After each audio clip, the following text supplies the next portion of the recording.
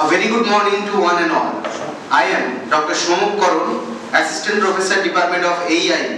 Welcome you all to this one-week offline faculty development program titled as Solar Effect on Climate Dynamics and Renewable Energy Towards Sustainable Solution, proudly sponsored by the AICTE Training and Learning Academy. It is my privilege to extend a heartfelt welcome to all of you to the final day of this enriching program scheduled from November 18 to 23rd, 2024. This program is organized by the Department of Applied Electronics and Instrumentation Engineering at Haldia Institute of Technology. As we approach the last session today, I hope you all have found the discussion, insights and practical application shared over the past days both engaging and thought-provoking. Ladies and gentlemen, it is my honor to extend a warm and heartfelt welcome to distinguished speaker who have graciously joined us today to share his knowledge and expertise. To begin our session, I would like to invite our esteemed dignitaries to the dais. To begin our session, it is my privilege to invite our esteemed speaker, Professor Ratan Mondol, Professor and Director at the School of Energy Studies, Jadavpur University. Let us welcome our speaker onto the dais with a round of applause.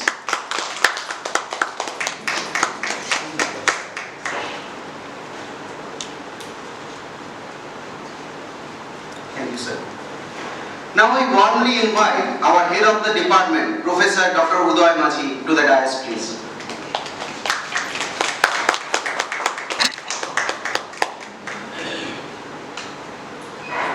Now I would like to invite Mr. Devdatta Ghosh, Associate Professor of AEI Department, to the dais, please. Finally, I welcome our coordinator of this program, Dr. Shomu Roy, Associate Professor of AEI Department, to the dais, please. We are deeply honored to have such distinguished dignitaries on the dais today. Now let's honor the dynamic personalities on the dais with the felicitation ceremony. To honor our esteemed speaker, Professor Ratan Mondol, I request Mr. Devdatta Ghosh, Associate Professor of AEI Department, to present a plum as a token of our respect and gratitude.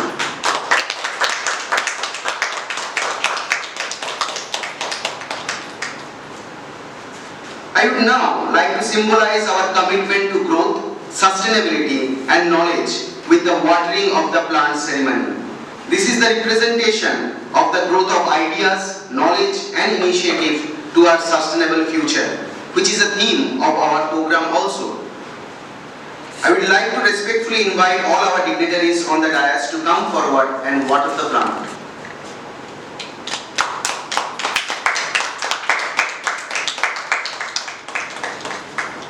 Thank you for this wonderful start to our session. Now, let us take a moment to introduce our esteemed speaker for today's session. Professor Ratan Mondol received the Bachelor of Engineering degree in Power Plant Engineering, M.Tech degree in Energy Science and Technology, and PhD degree from Jadavpur University, Kolkata. He has 3 years of industrial experience in the field of thermal power plant and has been involving in the photovoltaic research with Jadavpur University since 2005 and made contribution in the field of solar photovoltaic application, fabrication and characterization of compound semiconducting materials of optoelectronics application, use of natural organic semiconducting material for device fabrication and its characterization of energy application. He is currently involved in advanced material research, natural organic semiconducting material research for high-speed electronic device formation for optoelectronics as well as energy application. He has published around 80 research papers and book chapters in different reputed international journals, international and national conferences. Dr. Mondol has guided more than 50 M.Tech theses, 4 PhD theses and has been guiding 5 PhD candidates. He is governing body member of WebRadar since 2020. Also, he is a life member of the professional bodies like FOSET and IET. Professor Mondol has delivered several invited lectures in international, national conferences, seminars, faculty development program and training program in the field of energy. Also organized several international national conferences, seminars, faculty development program and training program. His areas of interest are in renewable energy, power engineering, energy management, energy analysis, solar photovoltaic application, advanced solar photovoltaic material, natural organic semiconducting material, etc. Presently, he is working as a professor and director at the School of Energy Studies, Jadavpur University. Also, Professor Mondal was former Dean, Faculty of Interdisciplinary Studies, Law and Management, Jadavpur University. Today, Professor Mondal will be leading us through today's session on solar photovoltaic and emerging technology for sustainable energy solution and future trends of research. Without further delay, I will invite Professor Mondal to take the floor.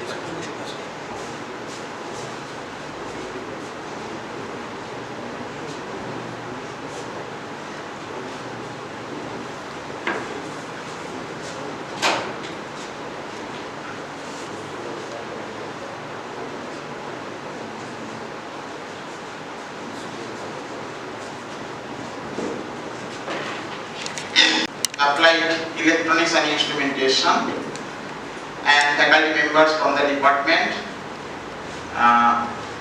for the Institute of Technology, and other dignitaries present over here, and my dear colleagues and other faculty members. So thank you very much for these brief introductions to very much. It's a very good morning to all of you. So thank you very much for your brief introduction regarding myself. So the program almost it is going to be over. So it's a very little part from 2 days. My lecture is remaining. So I think you have gone through lots of the things and learned so many things. Okay. So, but my topic is quite little bit different. Although it is also similarity, because without the energy is actually the energy bridges among all the department, all the things. So everything is required to meet up the requirements of energy. So that's why I am telling about that you will not get bored. I think I can provide some interesting features in these fields, in my topics, so that I can ensure to you. So thank you again, thank you very much. We are passing through different situations nowadays. So everything is changing in every sectors. Okay. Every sectors means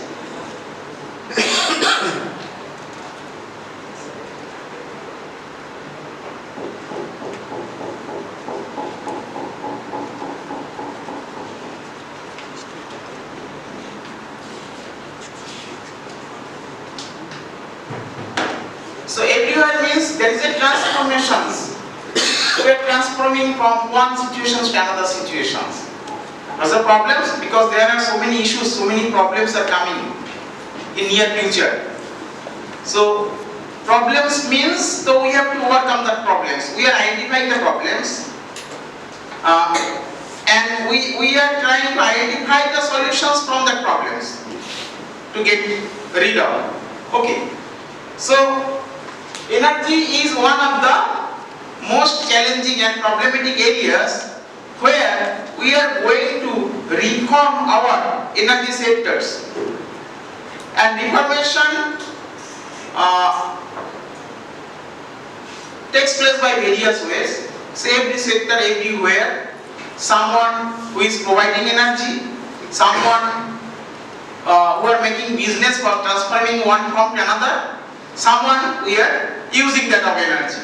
Okay, everywhere, every sectors we are transforming our technologies, transforming our behavioral changes to use of that, how we can use, how we can generate, etc., etc. So I consider this topic is sustainable renewable energy technologies and present trends of research. Okay. So sustainability. So what do we understand by sustainability? Already mentioned there are several problems, but we have to get rid of from that problems. That means we have to provide some sustainable solutions. Okay. So we are using our knowledge. We are using the technology from very beginnings. Okay, everywhere. Time to time, that technology is going to be changed, was changed, and engineering aspects also get changed. Nowadays we are finding whatever the practice we are doing, that's have a lots of problems. The problems in our getting foods, in our livelihoods, like we know the basic needs of human beings is anna, vastra, vasastan, that we understand very much. And apart from that, you know, we need proper education. We need proper health, we need proper fresh water like that, we need proper transportation systems, and apart from that there are other areas also. We need a proper clean drainage systems, like we have a very good sanitation facilities, so etc., etc. Considering all the problems and the United Nations, the international organizations, they are providing, they are identified 17 such problems, and according to that, they are considered that 17 sustainable goals that needs to be achieved. Then only we can provide a better future for our future generation or for our sustainability. So, considering all this sustainability, you know, everything is related to energy. Without having energy, you cannot have a food, you cannot have clothes, you cannot have your house, you cannot have your transportation systems, etc., etc. Whatever the basic needs, that's everything is related to energy. But the problem is, whatever the energy we are using nowadays, that's most of the energy that comes from fossil fuel energy. Okay. The fossil fuel energy means the hydrocarbons. So burning of hydrocarbons, what's the problems? Problems is the carbon dioxide. Production of carbon dioxide or production of greenhouse gas.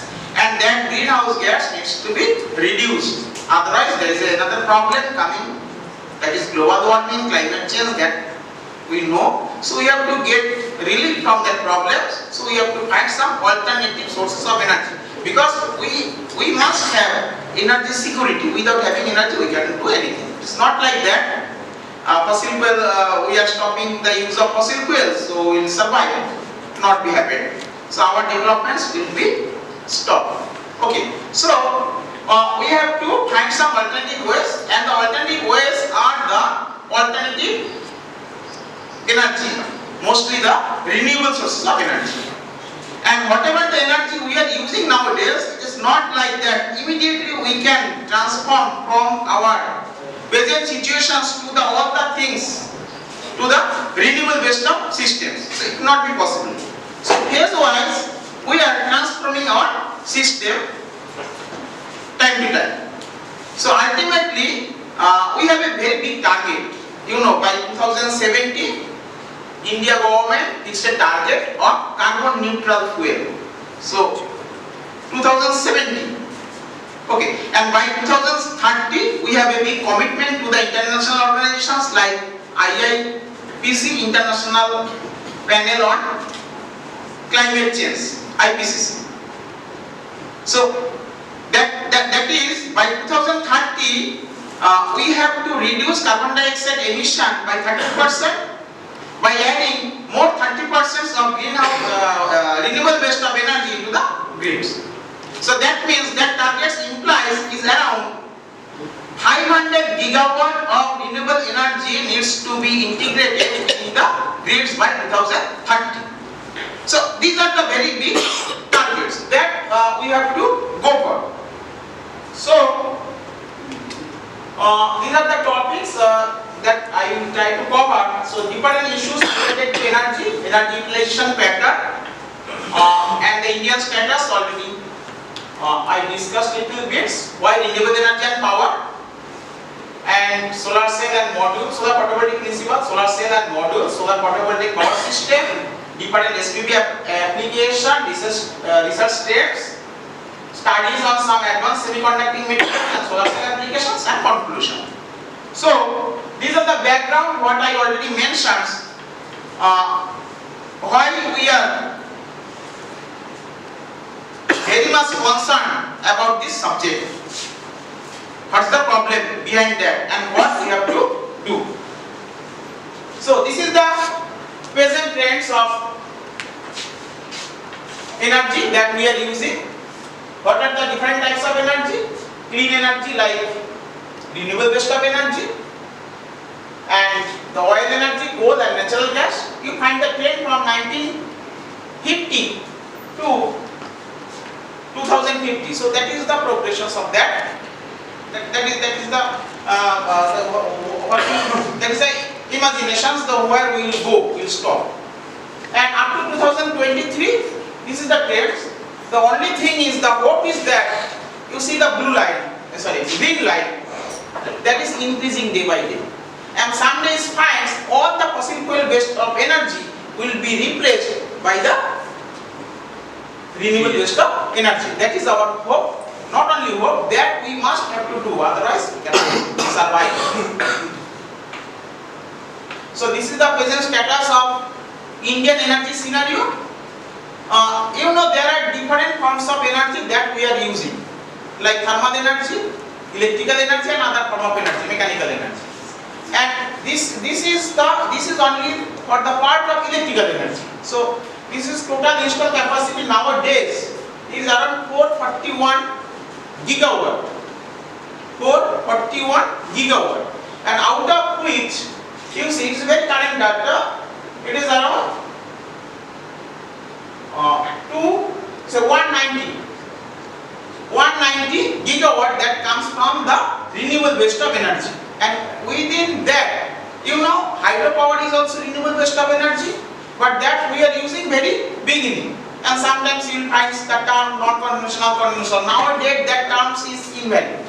So there is no use of conventional and non-conventional, because today's non-conventional will be tomorrow's conventional. So that's why I am not telling about that. So it is renewable and non-renewable. So hydropower is around 46 gigawatt, and the scope of increasing hydropower is limited because the capital cost of hydropower stations is very high. So that cannot be increased a very short period of time. But we can go for other renewable sources of energy like small and micro hydro.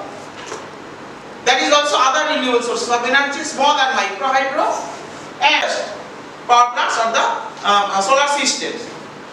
Whereas we have good amounts of wind energy also in the coastal belt of India, and that's why we are mostly dependent on solar and wind, and little bit biomass is also there. Biomass have different issues also, so that's why the progressions of biomass is quite low, okay, compared to the solar energy. Progressions of solar energy is very high.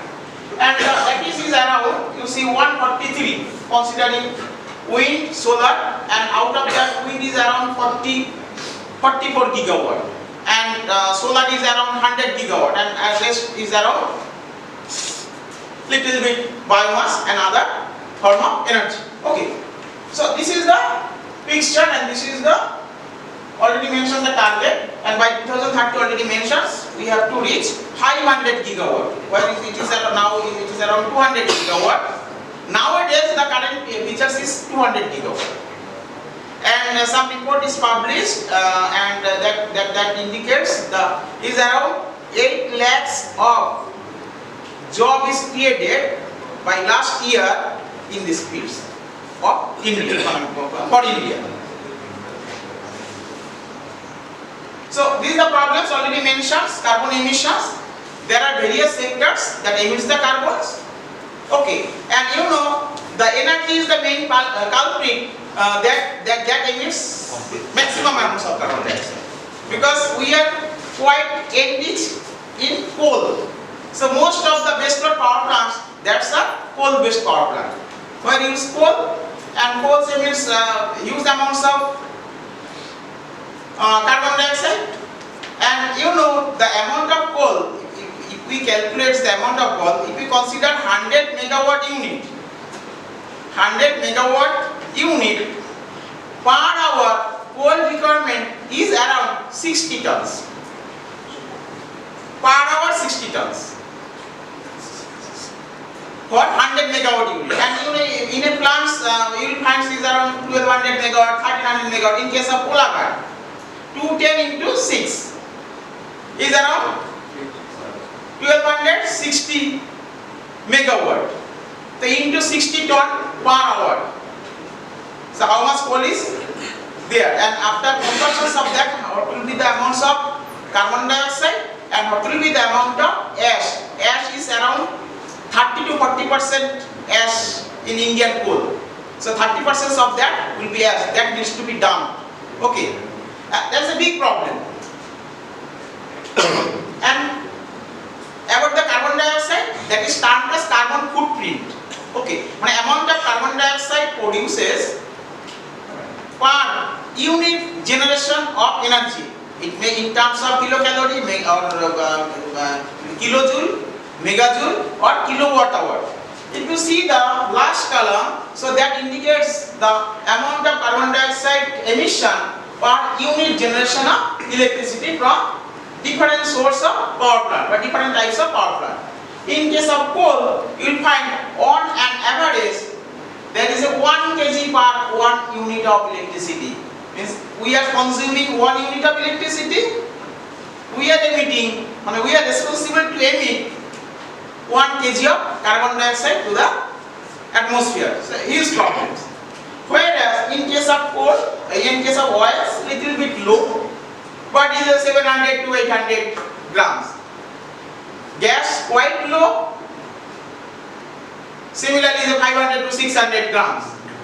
Whereas in case of renewable sources of energy, in case of nuclear power plant have no emissions. There is no carbon dioxide emission from nuclear power plant, because the reaction takes place is the fusion reaction, and there is no combustion.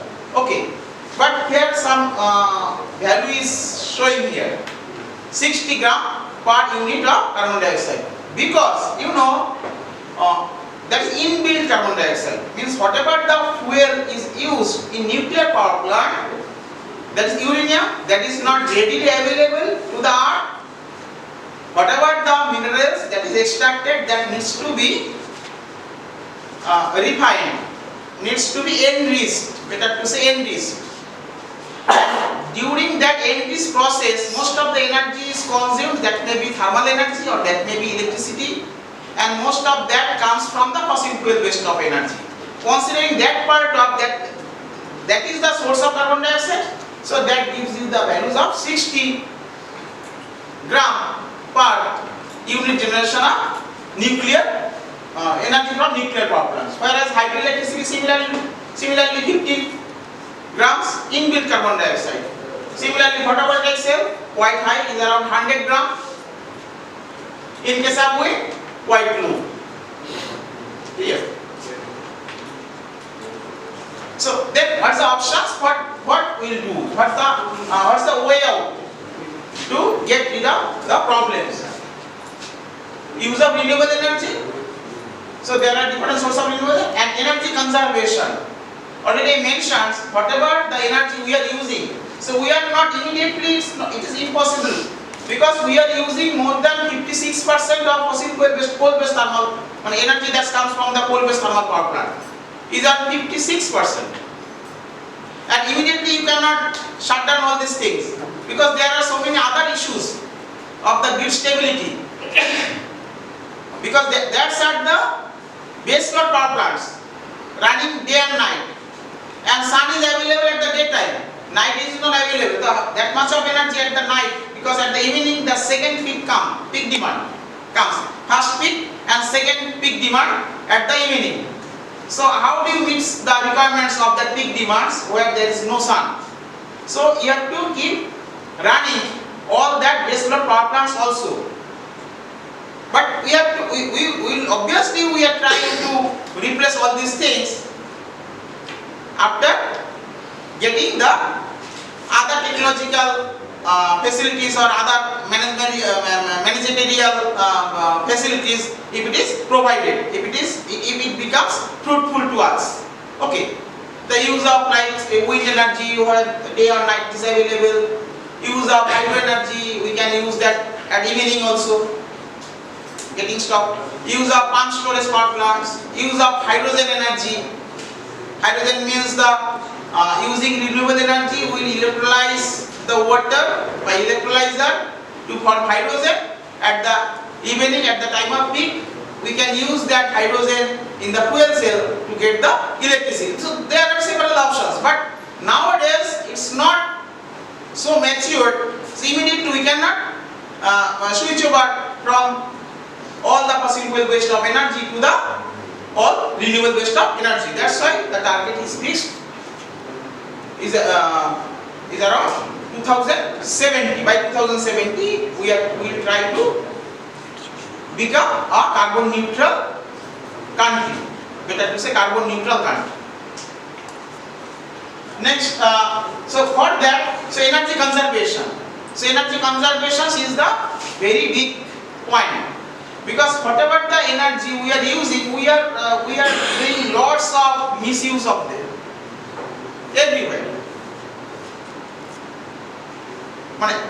In time we just forget to switch off the switches. We use more luxurious life.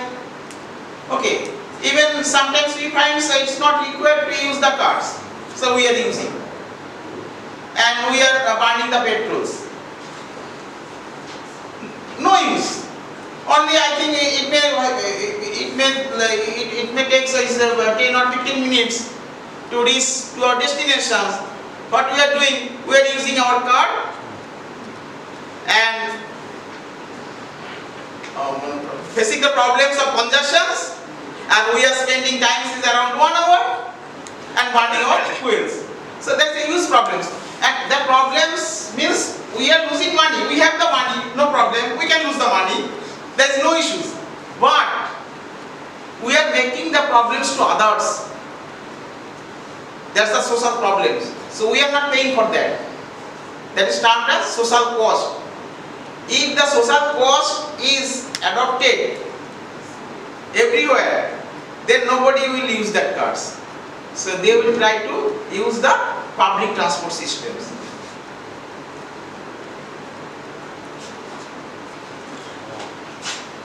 So we have to save the energy, we have to conserve the energy. And another example I can say,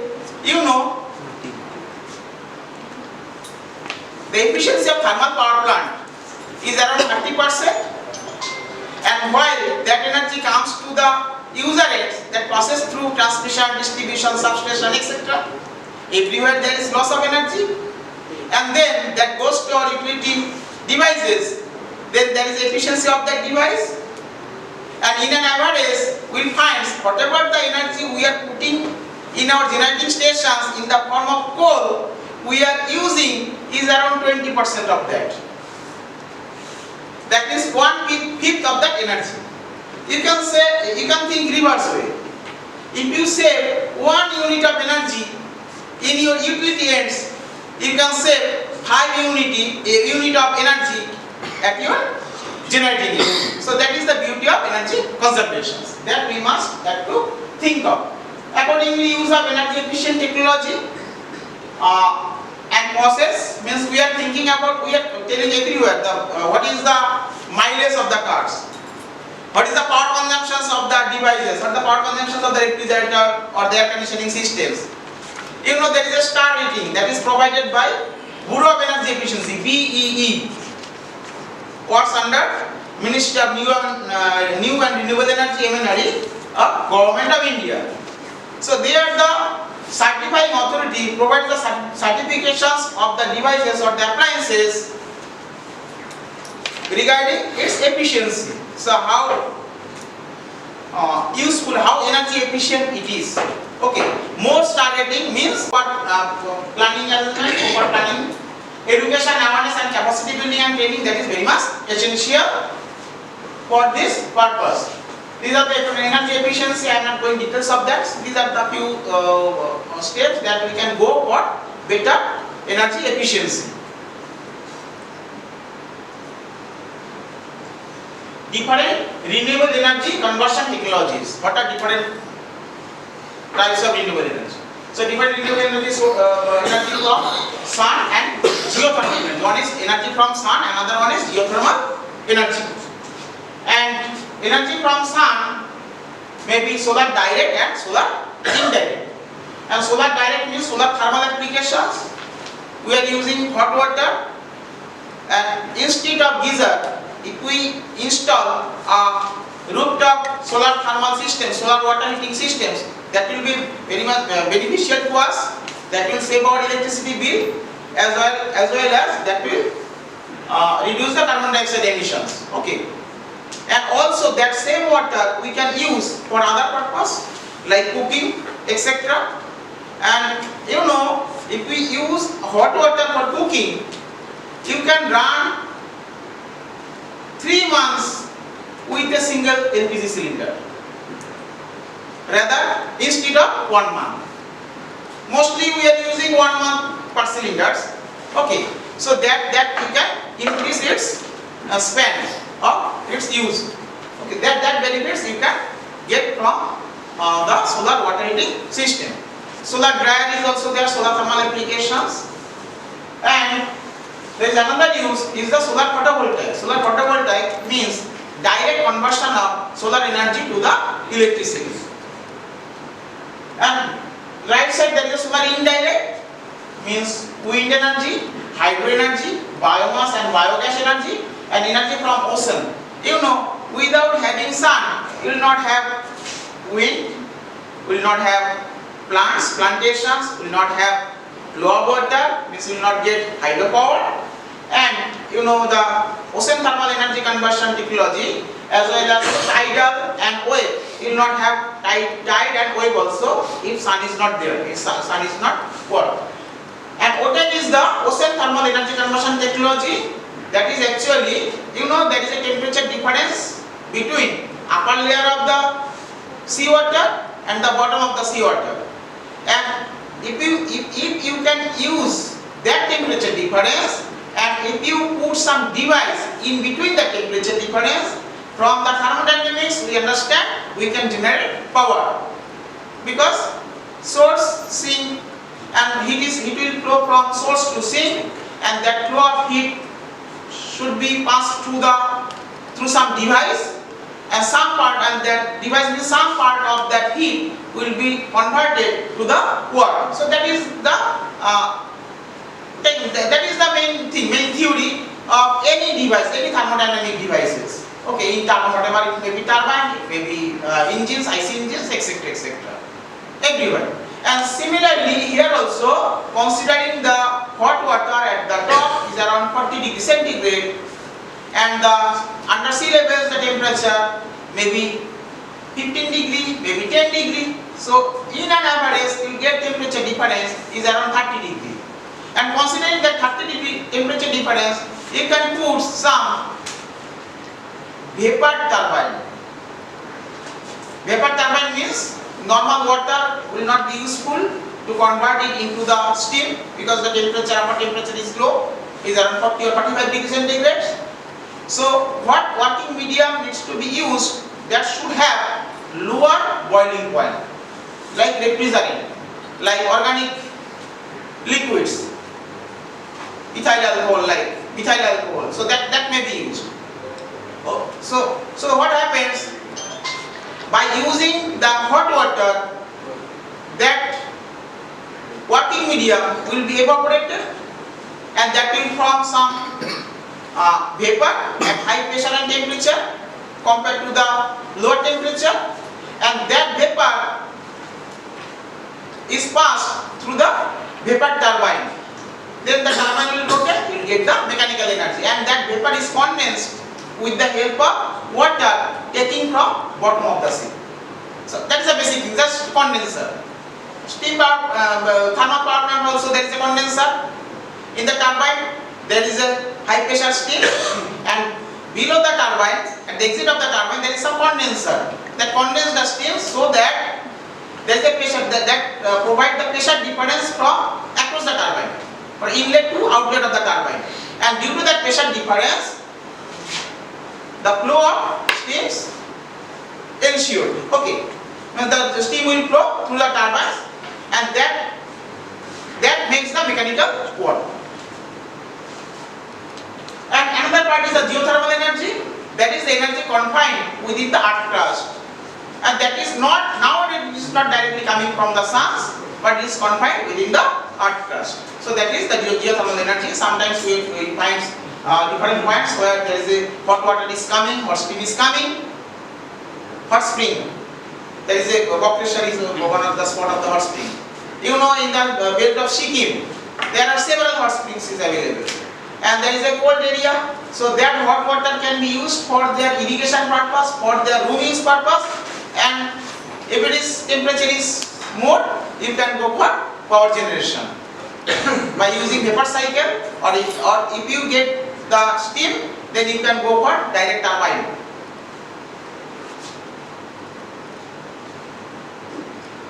So this is the status of renewable energy resource in India. It is given state-wise, it's not visible. Okay, but in the lower part you see, in all India total, so solar energy, we are having around 450 gigawatt. 450 gigawatt resource is there. We can go for up to that. 450 gigawatt. We have quite wind energy also, biomass is also. Okay, wind energy is around 300 gigawatt. 300 gigawatt. So we are quite rich in the field of renewable energy. The thing is, we have to change our mindset, and that we are changing, as well as we have to use it accordingly, and we have to provide, we have to go for make the research on how we can mix up the challenges of renewable energy that I already mentioned, means the peak demands, etc., etc., and storage. Storage is the main problem. If you have a suitable storage for large amounts of power, then everything will be solved. So solar power density in India. So this is in terms of kilowatt hour per meter square per day. And how much solar radiation or radiation energy comes over the surface per square meter area per day. That is around 4 to 7 kilowatt hour per meter square per day. And you know, obviously Rajasthan, Gujarat is the rich area, and also Kerala, Karnataka, part of Tamil Nadu is also rich in solar radiation. But in an average, so we are quite in good position. And you know, in Calcutta, we have the radiation level is around 5 kilowatt hour to 5.5 or 6 kilowatt hour per meter square per day. And last time this standard is now becomes invalid, so now we are progressing little bit higher rates. Okay. Solar principle. So it is a solar photovoltaics, the art of converting solar energy directly to electricity. It's nothing but a semiconducting device. Semiconducting device means it's a semiconducting diodes. Mostly we are using silicon based devices, silicon solar cell, and that silicon mostly polycrystalline and monocrystalline. Polycrystalline is around maximum is polycrystalline, because polycrystalline have lower efficiency but cost is very much low compared to monocrystalline. Monocrystalline have higher efficiency, but nowadays that cost comes in at par with monocrystalline. Now cost of monocrystalline comes at par with polycrystalline. So people are using monocrystalline nowadays because efficiency high means you can accommodate more capacity within a same space compared to polycrystalline. So that's why, and also the efficiency is high, the cost of electricity also will be low. So what is there? It is PN junction diodes, and whenever solar radiations come over that surface, then what happens? It generates charge, free electrons and holes. So free electrons and holes, and that free electrons and holes needs to be separated. Without separating that, you will not have any voltage, and without having voltage, you cannot push the charge through your load. That means you will not get the current. And the separation is done with the help of PN junction. It is a p-type material, n-type material, solar radiations over the n surface. There is electrons and holes. Then what happens? And P and N, as it is sandwiched, then there is a depletion layer. Okay, you know, you are electronics people. So there is a depletion layer, means there is an exchange of charge, provides some depleting regions. Okay, and that provides some electric field. So that electric field helps to separate that charge and holes. So P part will be enriched in holes, N part will be enriched in electrons, and they further will try to neutralize. And if we put some load within that path, so charge will flow through that line and pass through the loads, you will get the power. So there is some voltage P to N, and the current flowing the circuits is the I, so V into I, you will get some DC power. So this is the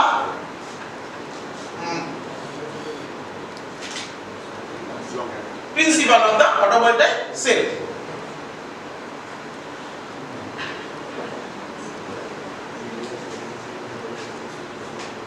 This is a diagram of any cell, how it is constructed. You know, there is a p-type material, n-type material. If it is silicon, then it is homogeneous structure. Both are silicon, only p-type and n-type. That may be heterogeneous structure. It may be dissimilar material. Mean p-type material with some metal oxides, and n-type materials with some other metal oxides. Like Cu2S, cupric sulfide, Cu2S, that is p-type material. CdS, cadmium sulfide, is the n-type material.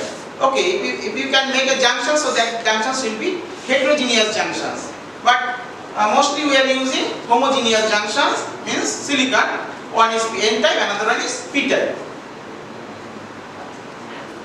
So what is there over that? You know the p-type material, n-type material. Then over that n-type materials, there will be some lining. That's the electric grids.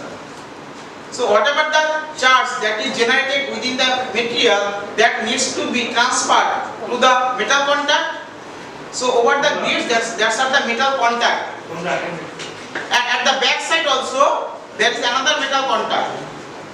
And you know, from the front side the metal grids are aligned such a way that will ensure maximum amount of solar radiation to reach within the medium or within the material and maximizing the amounts of charge to carry from materials to the conductor.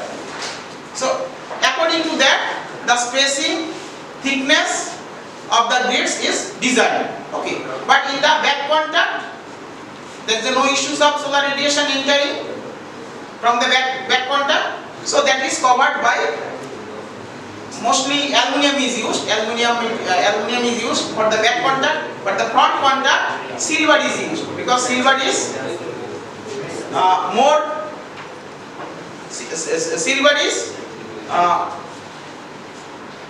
better conductor than that of aluminum. Obviously cost is high. If you can put gold, then the efficiency will also be more because there is loss of the charge. And over there is some anti-reflection coating. What is the use of anti-reflection coating? You know, the solar radiation coming over the surface, most of the radiations will get reflected back. So our objective is to absorb maximum amount of solar radiation within the material. So you have to reduce the reflectivity of the surface. So for that purpose some material is used to cover the surface, and that is anti-reflection coating. Over that there will be some transparent adhesive because everything should be sealed up and that should be transparent, otherwise solar radiations will not enter within the semiconducting surface. And that adhesive medium mostly used is EVA, ethyl vinyl acetate. So that is used as a transparent adhesive medium. And over that there will be some glass cover. Mostly toughened glass is used to cover all these things.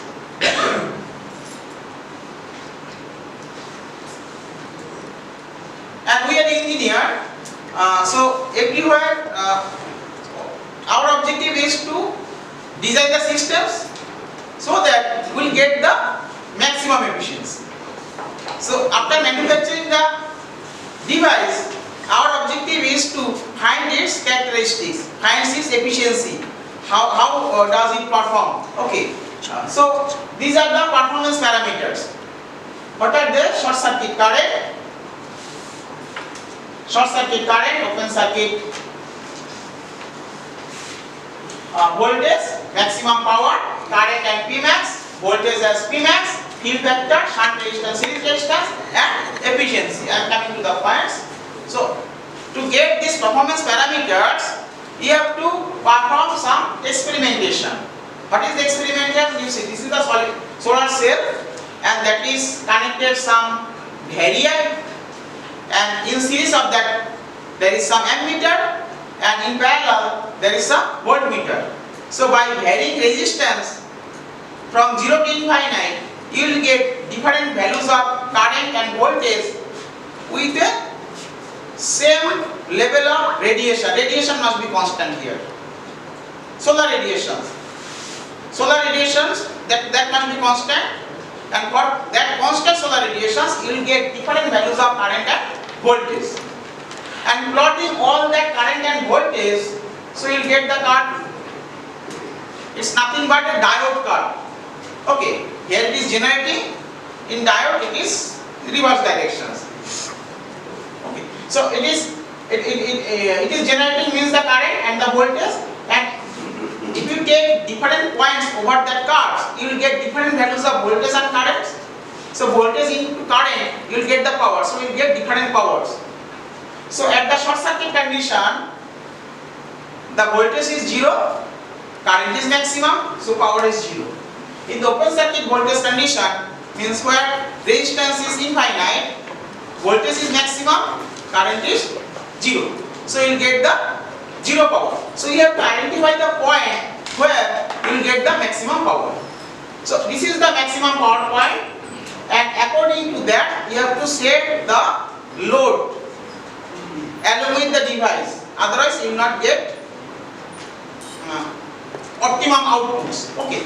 But the problem is load is changing every time. Load is not constant. Whenever required, we are just putting on the switch. Whenever not required, we are just putting on the switch. So load is varying. So for that, there is some controller, DC to DC controller that is used. If it is DC system, DC to DC controller, that will keep the system to operate at maximum power point condition. Okay. So in case of storage systems also, in between battery and the device or solar photovoltaic modules, there is some DC to DC converter. And in case of AC, so inverter is there. Inverter is a solar inverter inbuilt with DC to DC converter, then inverter, then connected to the utility sites, or if it is grid connected, then it is be connected to the grids. Okay. So you know the corresponding maximum power points, you will get the voltage is Vmax and current is the Imax. So the power is maximum power is Vmax and Imax. And you see this is the equivalent circuit of solar cell. I mentioned the short circuit current, series resistance and the shunt resistance. And you see this is the series resistance RS and shunt resistance RS is connected in parallel. And there is also some diodes. Already I mentioned this is nothing but a diode. So there will be current pass through the diodes, and that is the loss of the power. That will be allowed. No options. So there is a current pass through the diodes. There is a current pass through the shunt resistance. So what we can do, we have to manufacture the system such a way that there should be very high shunt resistance and should not be any series resistance. Series resistance comes from the resistance of the materials while passing through the semiconducting medium, and then contact resistance, semiconductor to metal, and there is also Schottky barrier within that. Metal to semiconductor is a Schottky barrier. That also that have to overcome that resistance also. Then the resistance of the conductor. So that is the series resistance. For ideal cell, the series resistance should be 0 and shunt resistance should be infinite.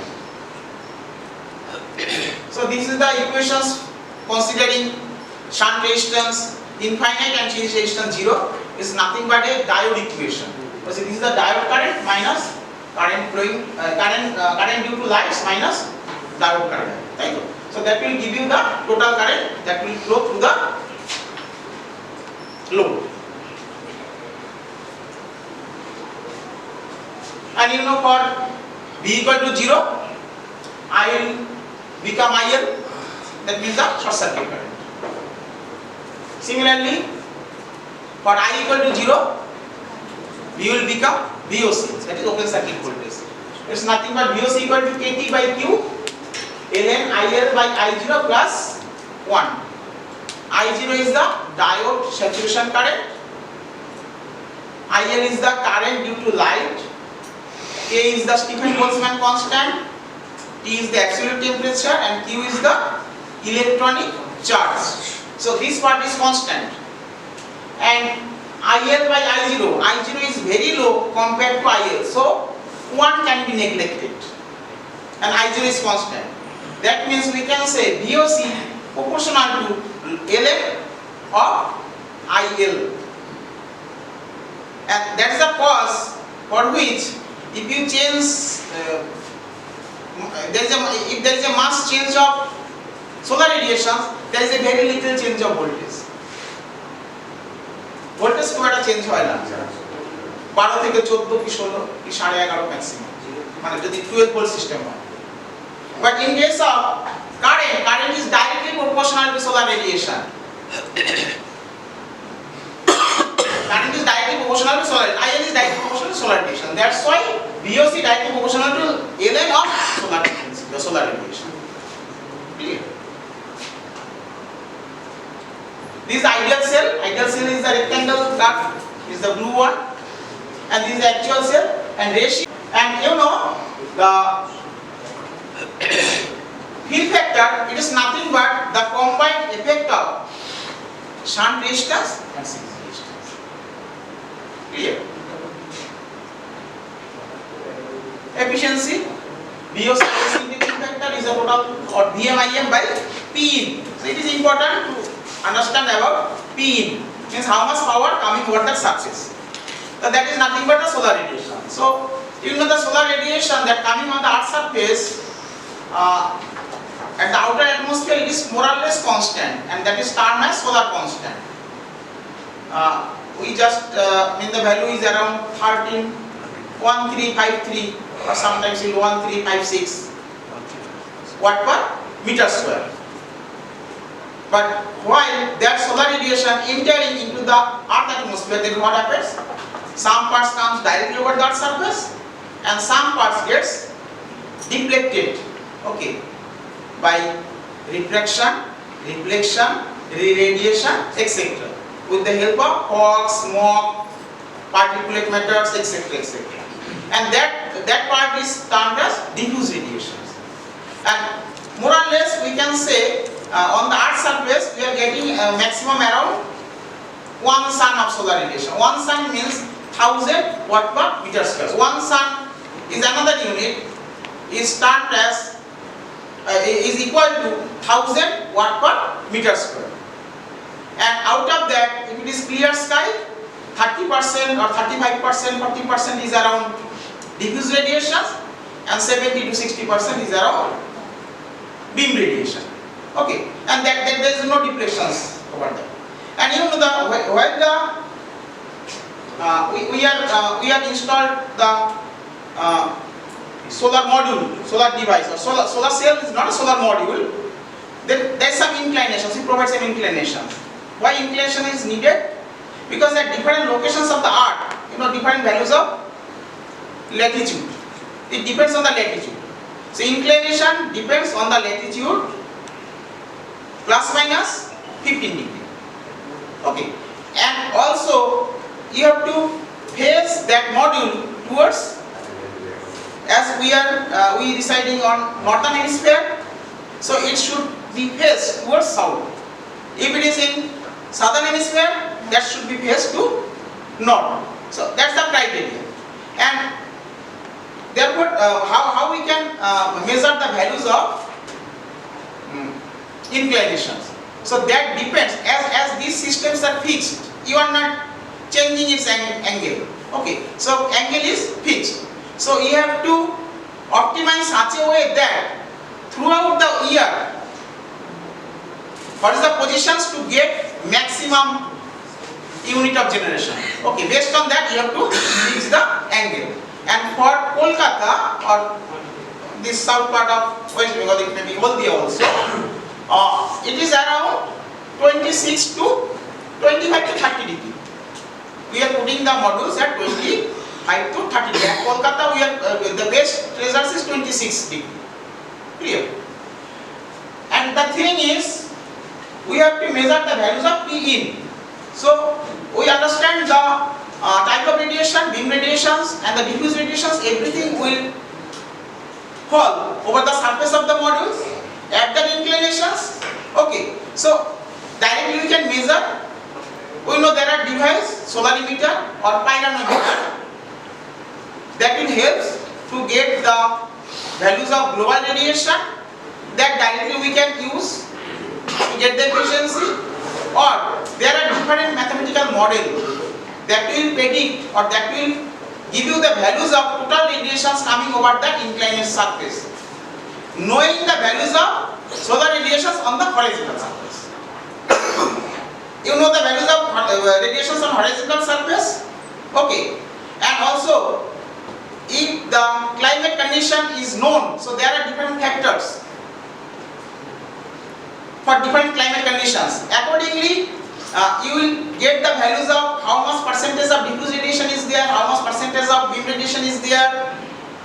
Accordingly, you have to calculate the total energy that's coming over the surface. That is also research area, that's why I am elaborating. Anyone interested to work on that area also can work. So now, coming to the PV modules, we have discussed about the solar cell. Solar cell means the teeny part of a power plant. Okay, solar cells actually nowadays the solar cells that's coming in the size is around 154 mm by 154 mm or 100 mm by 100 mm. In case of 100 mm by 100 mm cell, you can get the current is around 2 amps, voltage is around 0.5 volt. So 0.5 into 2, you are getting 1 watt from a single cell. So we are telling about gigawatt level power plant. So it is a very teeny part of that. So we have to increase the value. How we can increase? We can connect all the cells in series to get the module. So module is nothing but the cells are connected in series to increase its voltage, but current level remains same. Although it becomes low because of the loss. Okay. Because connection is there, so series resistance will be there, so current will get dropped. And that's at the module. And then if that module is connected further in series, then it will be called solar string. Further increase of voltage. Then solar strings connected in parallel, you can increase the current. So that's terms of solar array. So there are large numbers of arrays, large arrays with large number of solar module or solar cells that will give you the megawatt levels or gigawatt levels power from the system. These are the different manufacturing process. I am not going details of that, just to see how from cell to cell and cell to module and module to array. And these are the other electronic requirements. Only if you have the cells, you cannot do anything without having other control arrangements and other auxiliary systems. Inverter, meter, AC isolator, charge controller, generation meter, DC isolator, cabling, mounting, tracking system. Now coming to type of the solar power plant. There are basically 3 types of solar power plants. One is stand-alone off-grid power plants. That is, electricity is used to charge a battery bank. This power is converted to AC for powering loads, and the grid-connected centralized systems delivers electricity directly to the grids through inverter during sunshine hours.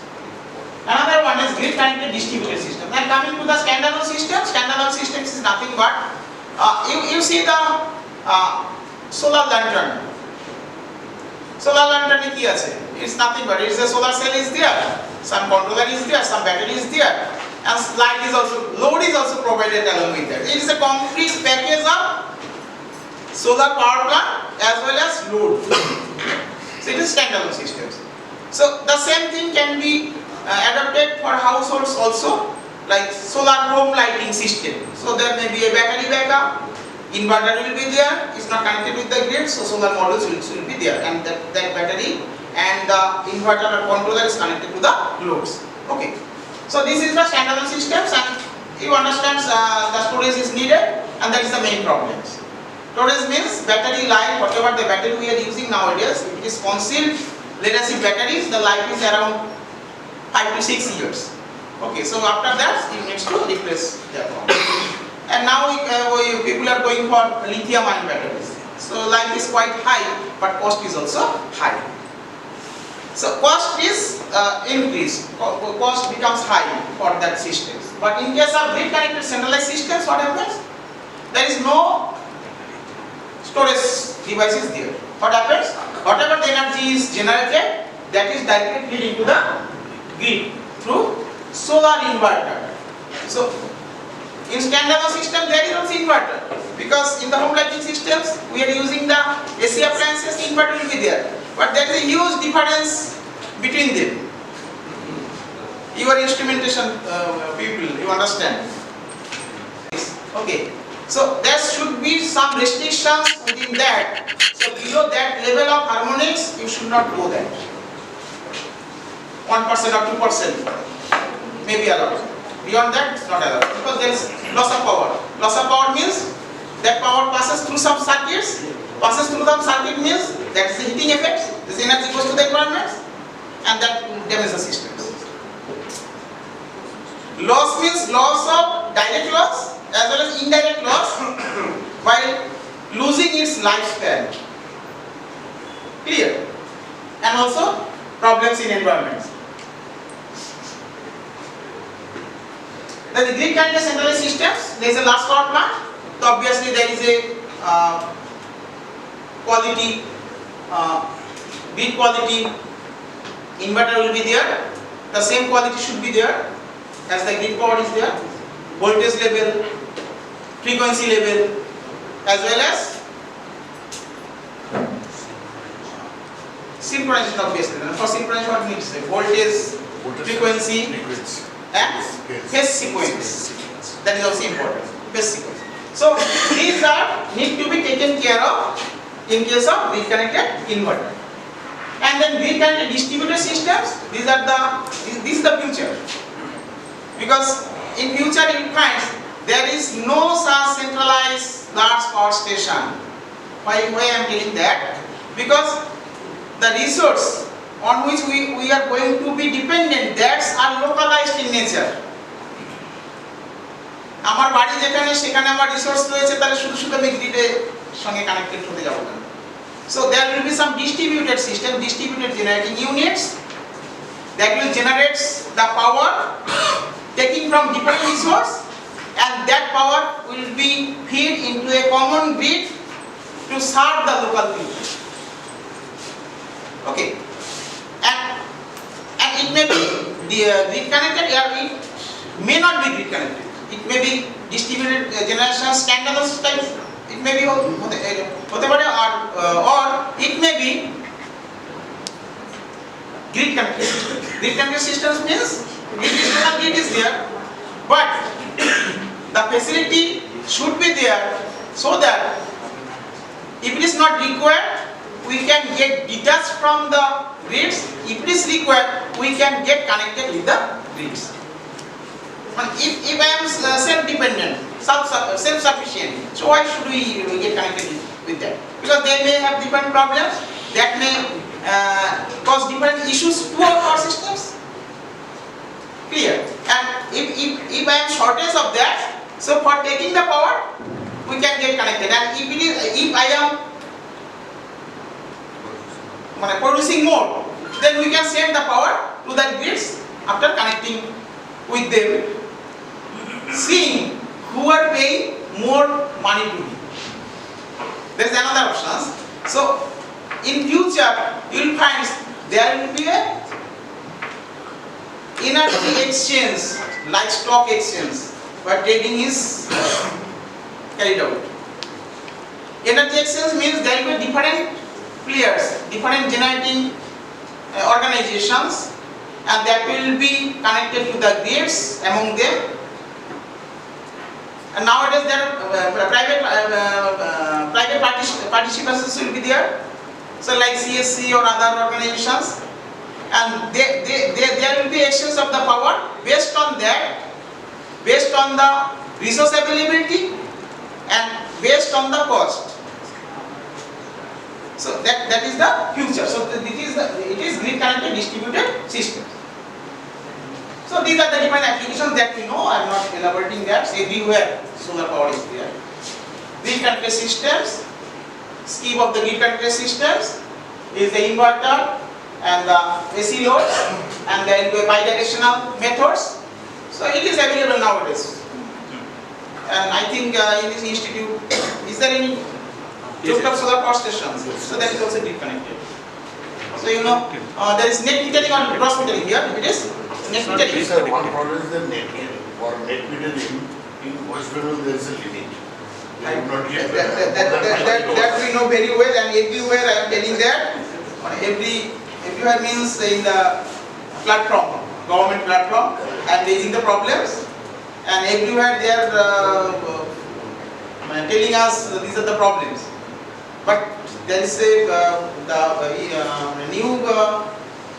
news is there. There is a draft is produced, and that draft is circulated among all the practitioners or the participants who are the generating or businessmen or organizations, so that there is any changes of that. So it will change.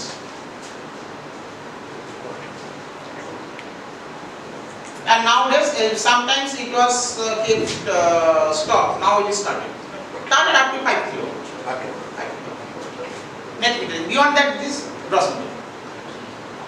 So it is hybrid power system.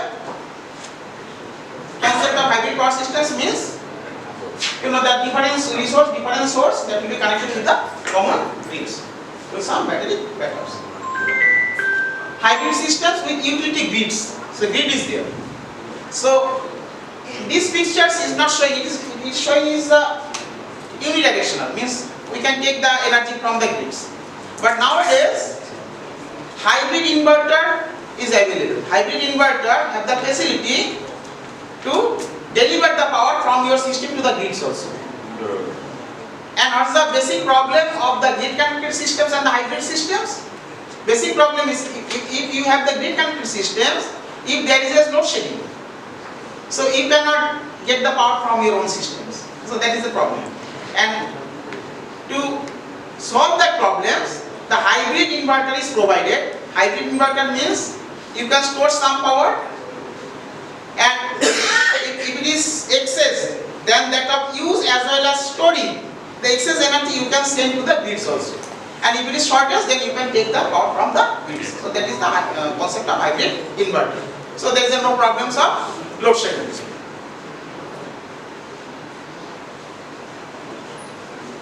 Electric vehicles is there everywhere. So where is the charging station? How do you charge? If we use the same energy from coal-based thermal power stations, so no use of the electric vehicles. So therefore, you can go for a charging station. Now, coming to present research trends, what we are doing and what people are doing. So application of solar energy. So you know the solar power for powering individual systems as standalone applications, and for solar generation as centralized grid connected system, distributed power systems and hybrid power systems, application of EV, hydrogen energy generation, etc. So these are the different options. You can go for pumping systems, you can go for refrigeration air conditioning systems, you can go for electric vehicles. Everywhere you can apply solar energy. Grid integrations of renewable energy. So there are so many issues on the grid integration. Issues means already mentioned at the daytime what happens, the solar energy is available. So you are pushing the energy into the grids, and at that time the base load power plants, if we make the base load power plants in shutdown condition, then at the evening while there is a high ramp will come, so immediately you cannot start your base load power plants. So that's the problem. So and also there is a problems of transients in synchronization and transients. Transients means the quality of the power.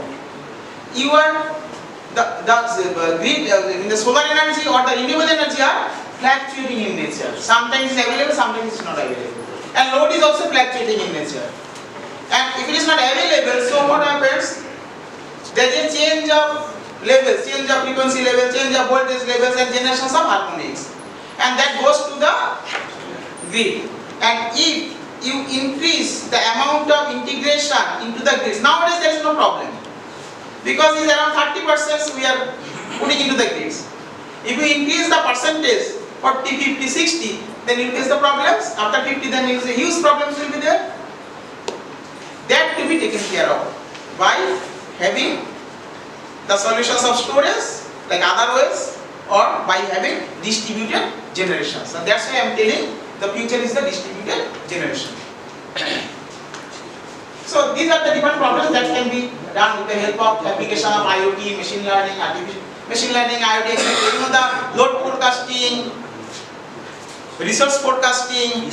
Resource means renewable energy is dependent on the environmental condition, weather conditions, weather forecasting. Everything is required, and the use of AI is everywhere is there. So here also you have to go for without having this AI or things of Internet on things. So you have to predict all these things accordingly. You have to manage in few words what will be our loads and what will be our available resource. Based on that, we have to take care of the situations to meet all the requirements. So research on advanced PV cell materials, we do a little bit work on that. So compound semiconductor materials means apart from silicon, so what are the different materials are available? Actually silicon have a main problem. The theoretical efficiency of silicon material is 30%. Means the efficiency of the solar cell nowadays we are getting is around, in case of monocrystalline, is around 16 to 18 or 18 to 20%. Means how much radiation is coming over the surface and what is the output. In case of polycrystalline, is around 14 to 16. Okay. The main reason is that for that is the theoretical efficiency of silicon solar cell is 29%, is around 29%. But beyond that you can go for whatever be the ideal situations and the conditions. Why it is, you notice the values of EV means the different spectrum, UV to visible range to IR range, and most of the energy confined within visible range of spectrum, and within visible range of spectrum means 300 to 780. Out of that you will find maximum energy is available is at 550 nanometer. When the radiation, solar radiation coming at 550 nanometer have the highest efficiency. You find the curve like this. Solar spectrum, lambda versus energy versus lambda. Clear? And you know, considering that spectrum, 400 to 600, the energy value of the solar radiations, the ideal band gap should be 1.4 to 1.6. Whereas silicon has a band gap 1.1. Beyond that, energy is there falling over the surface that is transferred into the heat. Heat wave by UV so that there is no useful of that energy. So there is a maximum loss takes place at that side, at the absorption side. So that's why efficiency is very low. So people are trying to develop the material with the band gap of that is around band gap for absorbing layer. Who will absorb the solar radiations is around 1.4 to 1.6. Okay. So that's why these are the different materials, mostly the metal compound semiconducting materials, metal oxide, metal sulfide, etc. Metal based compound semiconducting materials. And also the thin film materials, and obviously the direct band gap, indirect band gap, you know. In case of direct band gap, you can go for thin film applications. But in case of indirect band gap, you have to go for thick film applications. In case of silicon, monocrystalline, polycrystalline, they have the indirect band gap, and that's why thickness is high. If it is the material have the direct band gap, so you can reduce the thickness. So that is thin film application. Clear? Perovskite materials also there. These are the we have the plants. It's around 1 kilowatt systems at our rooftop. It's a very old. It's around 7 or 8 years or 8, 9, 10 years, 10 years around. It's working in good conditions and generating 1 kilowatt system, grid connected, generating 4 unit per day. 3.5 to 4 unit per day. Not discussing more. So, application. solar pump, application of solar energy in solar pump, solar irrigation system. Some of the words, research word is not available now. From your department, Madhumita Das, from that word, and you see what happens. This is a decentralized use. So solar energy directly we are using in the pump. So we helping some controlling systems, control everything. And what happens in case of large pumps? What will be there?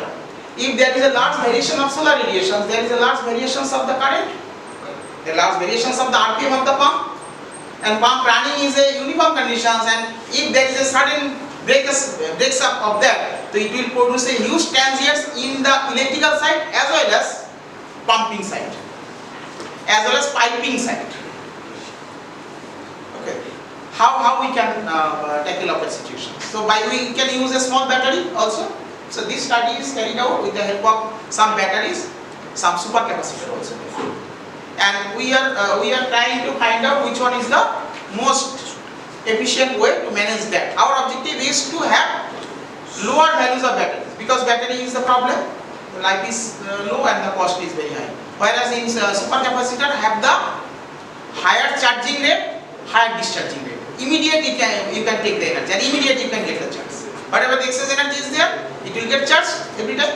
And whenever there is a shortfall, that will provide the extra energy to fulfill our requirements. Application of solar energy in the air conditioning or refrigeration systems. We have a good word, and some of my work, one of my students already completed his PhD in this area. And use of organic refrigerant. You know, nowadays already it come to the markets. Whatever the refrigerant used in the refrigerator, have you noticed? Butane, isobutane, organic material. Already they are using. And we have the words on that. Ethylene and isobutane.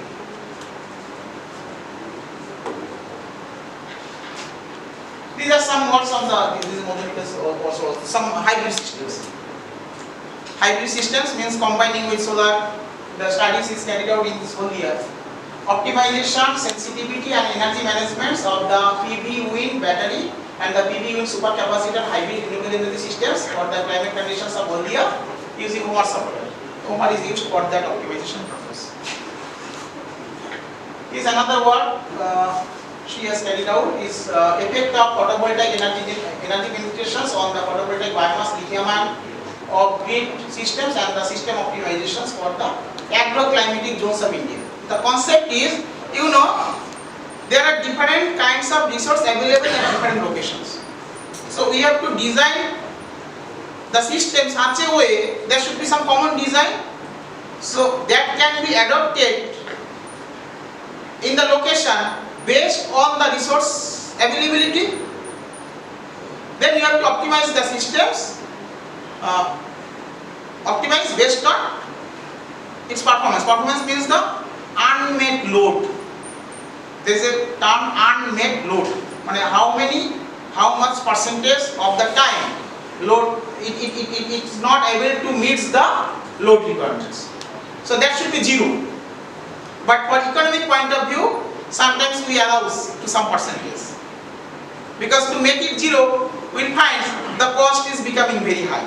But for sacrificing a very little, we will get big benefits. Loss of load probability. These are the terms, performance parameter terms. And also obviously the unit cost of electricity. So, knowing the values of unit cost of electricity for different situations, we will optimize the systems for different locations. For considering 6 agroclimatic zones of West Bengal. Now, time আছে? সময় আছে? একটার মধ্যে শেষ করতে পারবো। কটা বাজে এখন? 12:50। 15 মিনিট? ঠিক আছে। So this is some advanced material for solar cell applications. These are the first generation, second generation, third generation. Initially, people started with the silicon polycrystalline, monocrystalline, etc., etc. Then they go for the second generation is the thin film solar based cadmium chloride, indium gallium selenide, amorphous silicons, and also crystalline and also amorphous silicon is also there. So then third generation is the solar cell means tandem. Tandem means the multi-junction solar cell, perovskite solar cell, organic solar cell, dye-sensitized solar cell. So these are the different materials are there, and also concentrating solar cells, and quantum dot.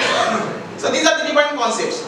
Concentrating the solar radiation at a particular position so that the total size get reduced, size of the systems get reduced to enhance the efficiency of the systems. And also other different materials like high cost, high efficiency, group 3 to 5. Group 3 to 5 means is around gallium arsenide. You know, gallium arsenide have the efficiency is around 40%. Gallium arsenide, but it is very much costly. That's why you cannot use. But that is used in the space application, in the spacecraft, in the rockets. So energy is there. Okay, space station, energy is there. But from there they get the energy from the solar energy. And in that case, the gallium arsenide based solar cell they are using. So these are the different situations. I am going to details of that. To explain this figure, it takes 3-4 hours. Because what are the different types of solar cells and how they are progressing. Okay, this show how they are progressing and how much efficiency they are able to achieve. So based on that, throughout the country, and it published by National Renewable Energy Laboratory of USA, National NREL. So this is simply one. So similar type of slides. You see these are the different types of technologies coming and how they are progressing. Efficiency already mentioned. These are the efficiency. You see the monocrystalline, polycrystalline, amorphous silicon, amorphous 6 to 8%. Amorphous silicon means nowadays the solar cells is coming like a mat, so that can be rolled out. Roll করতে পারে মাদুরের মতো just role করে নিয়ে চলে গেলে পিছিয়ে দিলে পাওয়ার হলো। So what's the material there? Material is amorphous silicon. So that is flexible in nature.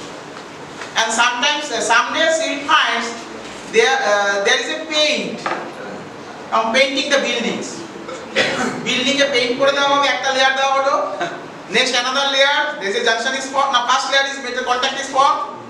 Then another layer, the one semiconductor is there. Another layer, there is a contact is formed. There is another layer, there is a transparent another metal contact is there. Conductor is there. So you get the electricity. So that is coming in future. So next is cadmium telluride based.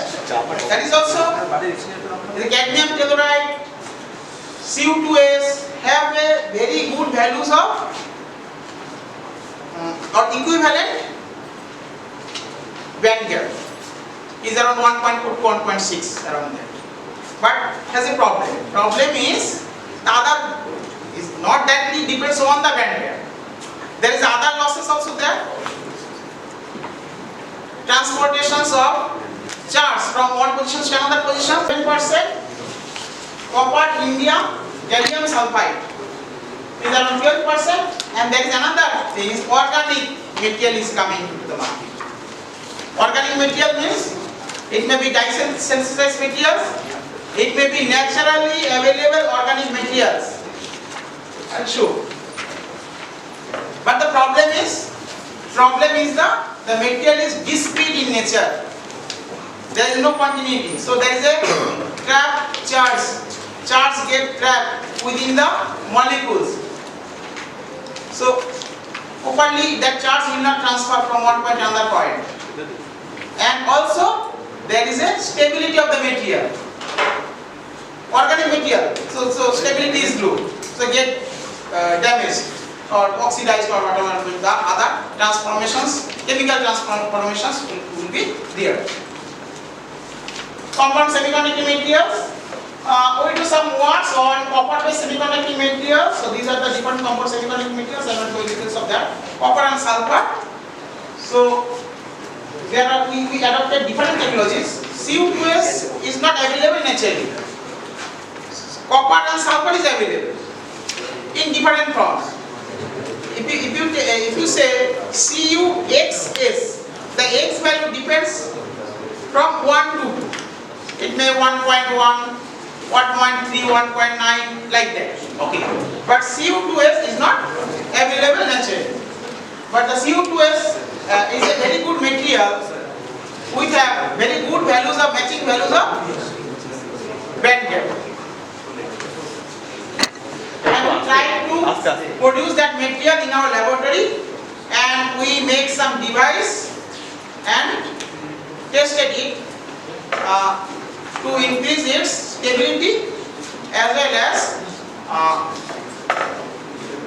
how easily you can make to the cell.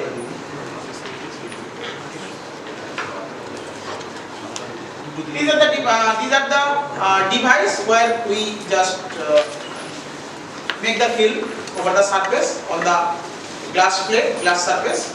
So copper sulfide, then Cu cadmium sulfide.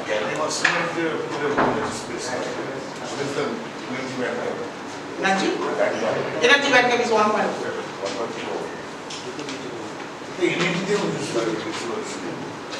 LED is light and matching. These are the different systems that we have used in our laboratory. We have coating unit, vacuum coating unit. Vacuum is provided, and the material is evaporated, that deposited over the surface of the glass at a particular temperature, and we can monitor the thickness of the material that is evaporated over the glass surface. So these are the fabrication methods, and we do this characterization of the material.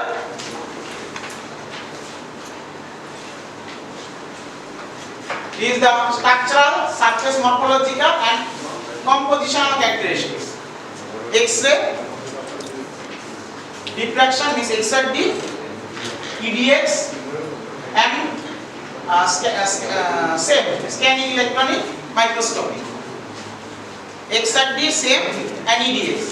And from the XRD, we understand about the crystallinity of the material.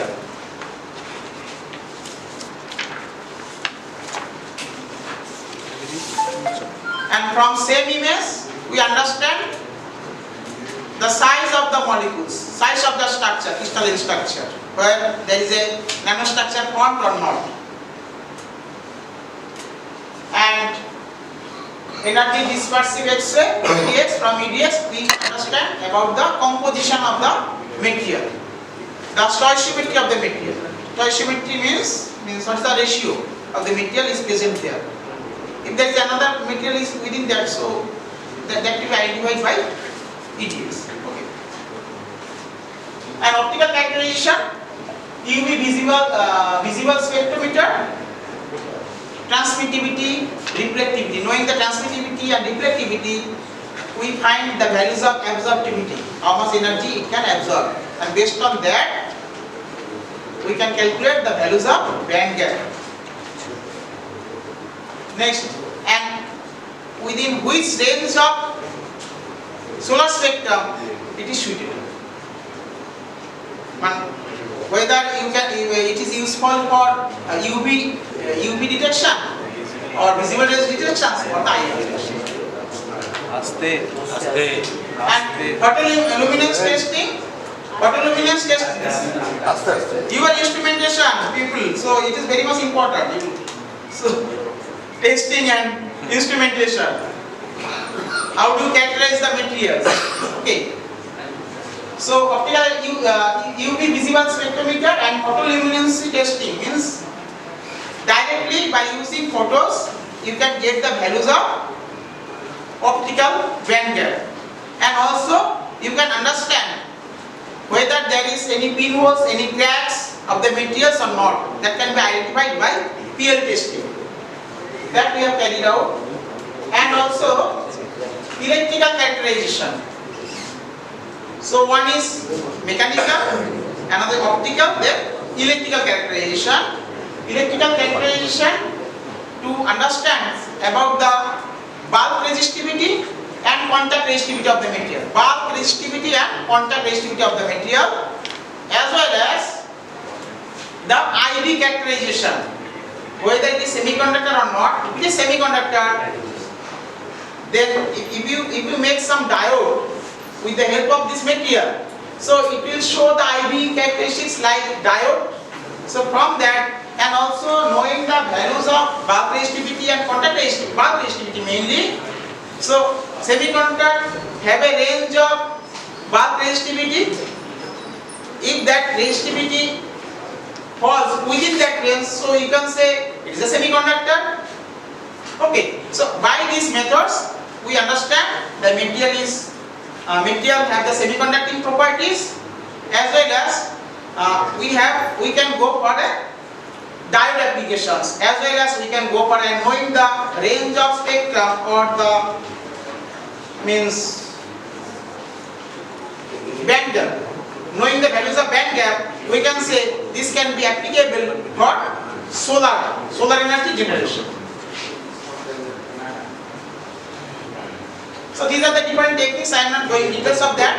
And this is the third one, evaluations of electrical contacts of thin film through AC measurements. This is, I am highlighting that one because সবাই ব্যস্ত না? না না এই আচ্ছা ঠিক আছে, 10 minute পরে তো না, 10 মিনিট পরে আমি বাড়ি যাবো, আমারও তাড়া আছে, আমি বাড়ি যাবো। ঠিক আছে, একদম স্যার কন্টিনিউ করুন। What I mentioned, evaluation of electrical contacts of thin film through AC measurements. আমরা কি বলেছিলাম? Bulk resistance and contact resistance. Bulk resistance especially and contact resistance. So material is there, metal contact is there, and we should understand the contact resistivity. Means per square meter what is the resistance? Per square meter of or square meter or square centimeter or per millimeter. What will be the resistance?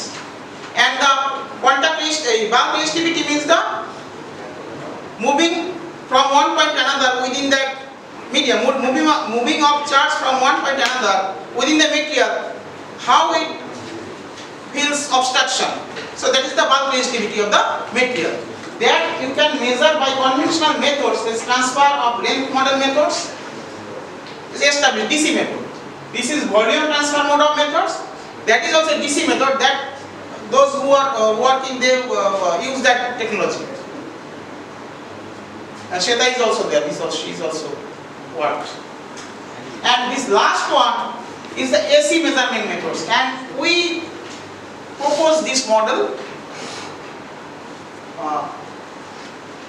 These are different, these are not the conventional. We just propose this one. These are the AC methods. We put the AC signals.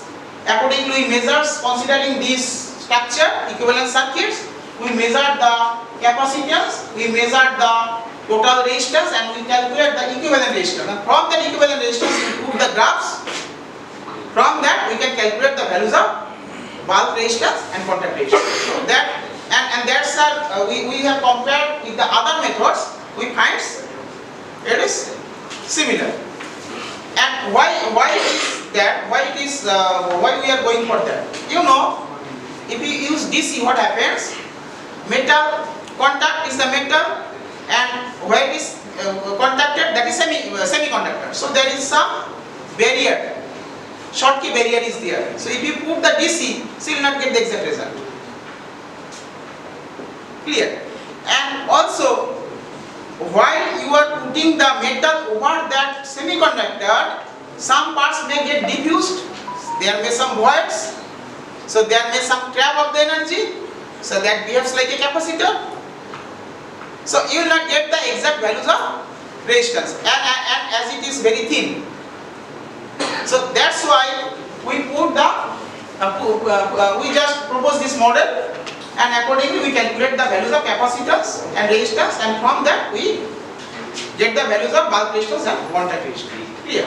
And anyone interested can go through this paper, and it is published here, and details is there, how it is analyzed. These are the different words. These are the different samples. Accordingly, we put the diodes. We get the values of bulk resistance, contact resistance, and that is under the values of semiconducting materials. So we can conclude that it is semiconducting materials, as well as we get the IV characteristics, and that is in nothing but a diode characteristics. Same from the same. We ensure that the Cu2S, so copper 2, S1, so the sample 2, sample 3, that's showing more or less the same value. That's stoichiometry, so we can be sure that Cu2S is. These are the future what that anyone can do on copper sulfate materials, copper oxide materials. I am not going into some of that. These are some of the papers we have published on copper oxide materials also similarly. Organic semiconducting material. So these are the different organics that can be used as semiconducting materials. But I mentioned that in case of paint, so that may be applicable for that purpose in case of building integrated systems. But there are some problems of its availability in pure form. In pure form it is available, but in pure form it is sometimes researchers are facing problems. So there are another organic semiconducting materials, that's a natural organic semiconducting materials. So we do some works on turmeric, indigo, some beetroot, some juice of carrot. So where there is some pigment is there, they can be used for solar applications or semiconducting material application. But the problem already mentioned, trap assisted transfer is there. Charge transfer mechanism is trap assisted, means some trap will be there, so it is discrete in nature. Some of the energy will get trapped within some domain, so there is a loss of energy that needs to be improved, and that can be done. The improve means the ideality factor. There is a factor, ideality factor A. Improve ideality factor means that is one is the means 100% improvement, 100% satisfactory ideality factor 1. So sometimes we will get the ideality factor is 6, 7, 8. So sometimes and we are putting some extra inorganic materials for doping purpose, so that the trap can be reduced. That will help to improve the, or some nanoparticles that will help to improve the trapping characteristics to have the better values of ideality factors.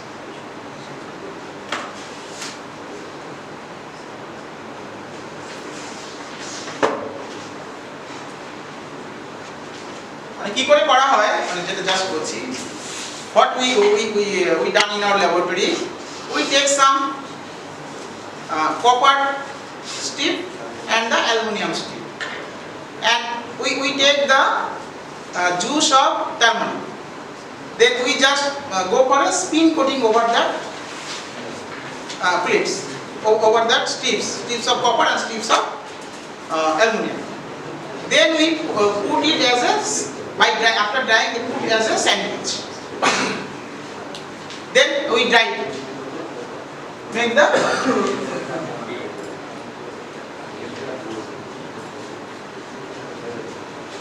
this one junction.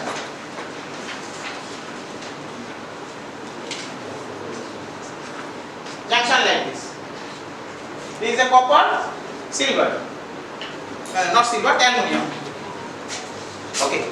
Then after drying, we just go for characterization. It's a very simple process, and we just give some power to the voltage, and we vary the resistance similar to the solar cell, and we get its characterizations, and from that we get the IV characteristics, and from that IV characteristics we derive all the other parameters.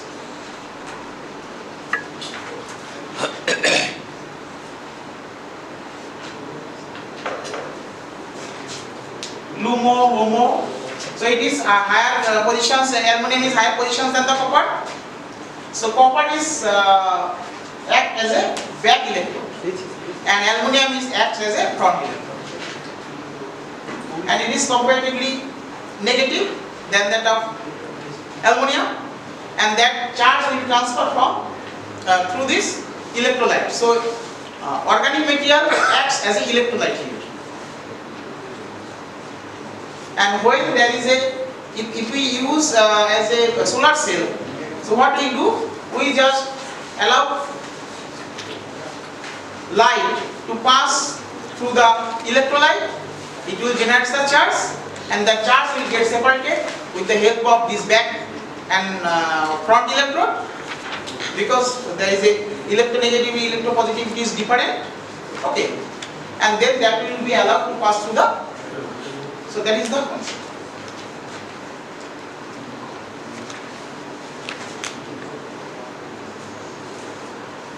These are the things that IV characteristics, rectification factor, series resistance, identity factor, barrier height, trap agent energy, trap factor, band bending, etc.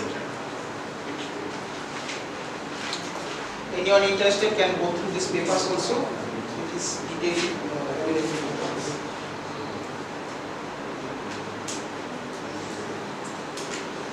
An analytical study on low voltage DCM of natural organic semiconductor based device using some trap energy.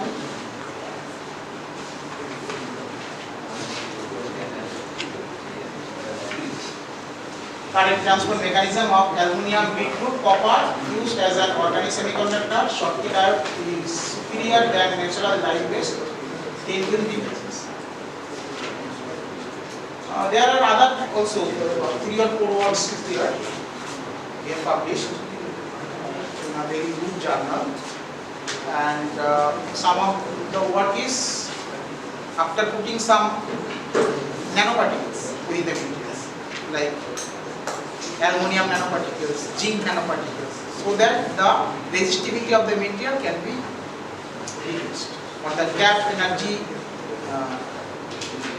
accumulation can be reduced. So now coming to the conclusion. So energy creation pattern is changing worldwide. Harnessing for renewable based, environment friendly new energy technology with lower carbon footprint, conventional to renewables, energy transition.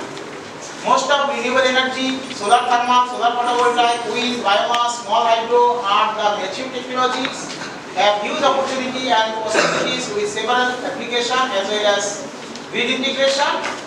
Researchers are working on so many other technologies and advanced materials to improve the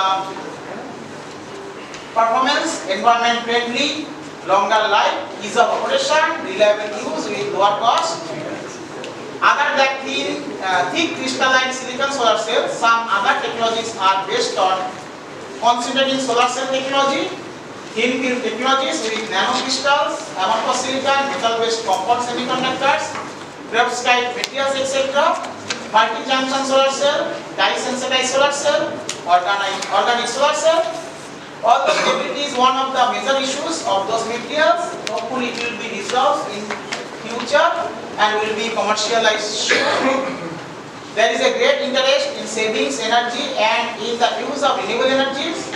Hybrid renewable energy systems with large pump storage plant will help to resolve the problems of intermittency and be useful for uninterrupted power supply. Along with hydrogen. Along with use of hydrogen. Although hydrogen is green hydrogen. Better to say green hydrogen. Although there are some issues and challenges for using renewable based energy for but have huge possibilities to go for sustainable development process by keeping our mother earth safe for our future generation. Safe for our future generation. So that is our main Ultimate motto. issue. So thank you very much. Have any questions, then very much welcome. And you are also welcome to my department, School of Energy Studies, Jadavpur University. So anytime you can mail me, you can visit your department. So what we are doing, Sheta is there, Madhumita is also there, Show and Saurabh is also applied this year for PhD. Saurabh from electrical. Thank you so much, sir, for this thought-provoking session. Participants, if you have any queries. Problem means initially it is looking good, but after that there is a That's my greasing, question. because it's a moving arrangement. Some mechanical greasing, maintenance, everything would be there. If it is maintained properly, then it is alright. Nowadays at the new stage we are finding there is a very little amounts of energy is consumed. But sometimes there is a dust accumulation, there is other problems, there is no maintenance, and that will make a problems, that will increase the resistance of the against the movements, so increase the power consumption. The small scale it is solved, but in large scale it is. And another query, sir. Nowadays, the organic solar cell and dye-synthesized solar cell, lots of research works are going on, and the researchers are find very good efficiency on those solar cells. So, sir, I need your comment that what do you think, sir, whether the future PV cell can be override by this organic solar cell, or we should still It will come. It will come, but the problem, It's a main problem larger is the scale. stability of the material. That is my question. Stability depends on the water and oxygen. Oxygen is the main culprit to destroy that stability. Water my and question. oxygen. Water and oxygen is the life for our cell. Similarly, that destroy the things. Okay. When it get contact with the water and oxygen, so there is a chemical reaction takes place. Things got lost. Because it's And the laboratory- problem is the bacteria, generations of the bacteria. Okay. So if you make the arrangement such that, so there is no ingress of air, no ingress of water within the medium. So there is no questions of bacteria generations. The one thing. Another thing is what we are trying. We give the ideas to my students also. So you know, এই আমরা cake খাই simply, বা যে কোনো preserved food. So the food packaged food are preserved. Preserved means how they preserve their food. By keeping it the cold storage is not sufficient. They put some poisons, so that they will destroy the bacteria. The bacteria are the living beings, living cells. So they destroy the bacteria. Okay. So if it is possible to provide some of the materials that will be helpful for the solar cell applications, as well as provide the property of poisons to kill the bacteria, then it will be possible. I think that will come. Okay, sir. From participants, I'll be very happy if you interact.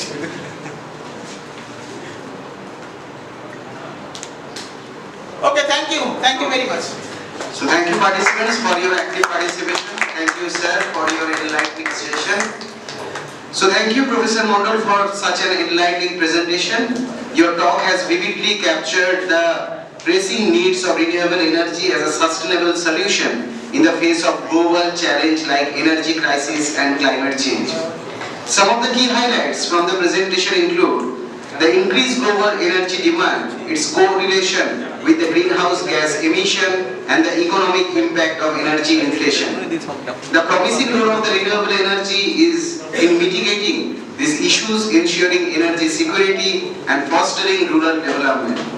The remarkable progress in India, with a significant portion of its installed capacity being delivered from the renewable sources, particularly solar energy. Innovative application of solar energy in standalone system, grid integration, electrical vehicles, and hydrogen electrical generation. Your insights into the integration of AI and IoT for the system optimization and your emphasis on the cutting edge research have given us a broader perspective and individual guidance for future activities. Now, before we move to our next part of our program, I would like to take a moment to thank our speaker once again for his time and expertise. We would like to express our gratitude to Professor Mondol for his enriching session. To do so, I would like to invite Mr. Rajkumar Maiti, faculty member of ECE department, to present the token of appreciation to Professor Mondol.